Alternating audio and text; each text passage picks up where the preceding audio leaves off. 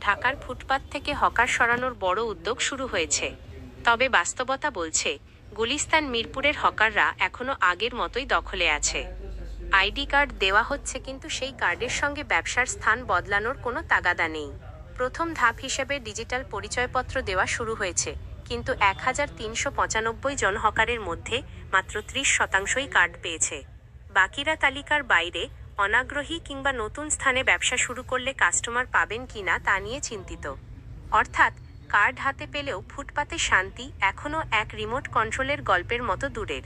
City corporation বলছে, যাচাই বাছাইয়ের জন্য সময় লাগছে। হকার নেতারা বলছেন, তালিকায় রাজনৈতিক প্রভাব, সিন্ডিকেট এবং পুরনো সমস্যা সব মিলে কার্যক্রম শুরুতেই চ্যালেঞ্জের মুখে। প্রকৃত হকারদের একাংশ এখনও তালিকাভুক্ত হননি, আবার অনেকে নতুন আইডি কার্ড পেলেও আগের জায়গাতেই বসে ব্যবসা চালাচ্ছেন। নিবন্ধনের প্রক্রিয়াও জটিল। পুলিশ মাঠে যাচাই করছে, সিটি কর্পোরেশন তালিকা যাচাই করছে, ছবি তোলা হচ্ছে, কিউআর কোড বানানো হচ্ছে। কিন্তু এই সব ধাপে ধাপে করার সময়ের কারণে পুরো কার্যক্রম ধীর।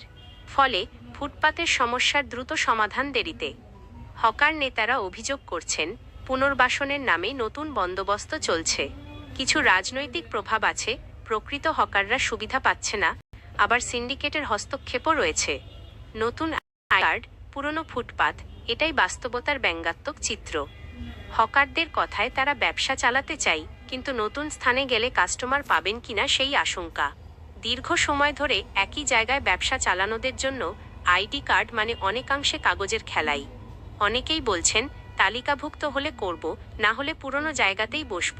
প্রশাসন আশা করছে, ডিজিটাল পরিচয়পত্রের মাধ্যমে হকার পুনর্বাসন কার্যক্রম সফল হবে, ফুটপাতে চাঁদাবাজি কমবে, পথচারীদের স্বস্তি ফিরবে।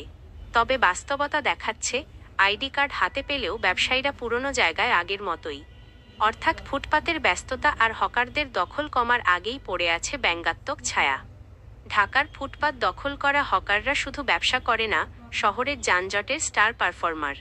সরকারি পুনর্বাসন উদ্যোগ চলেছে, আইডি কার্ড দেওয়া হচ্ছে, কিন্তু অধিকাংশ হকার আগের জায়গাতেই বসে আছেন। মার্কেট বরাদ্দ যায় প্রভাবশালীর হাতে। নতুন হকার প্রতি ফুটপাতে জন্ম নিচ্ছে। পুনর্বাসন আছে, বাস্তবতা নেই। ঢাকার হকাররা শহরের জীবন রক্ষক, আবার যানজটের ভূত। শহরকে সাজাতে চাইলে হকারদের অধিকারও দেখতে হবে, না হলে ফুটপাত মুক্ত শহর শুধু স্বপ্নেই থাকবে। আইডি কার্ড বিতরণ হচ্ছে, পুনর্বাসনের নাম আছে, কিন্তু হকারদের আগের দখল, সিন্ডিকেটের হাত এবং ব্যবসায়ীদের সংশয়, সব মিলিয়ে ফুটপাতের সমস্যার সমাধান এখনও প্রসেসিং অবস্থায়।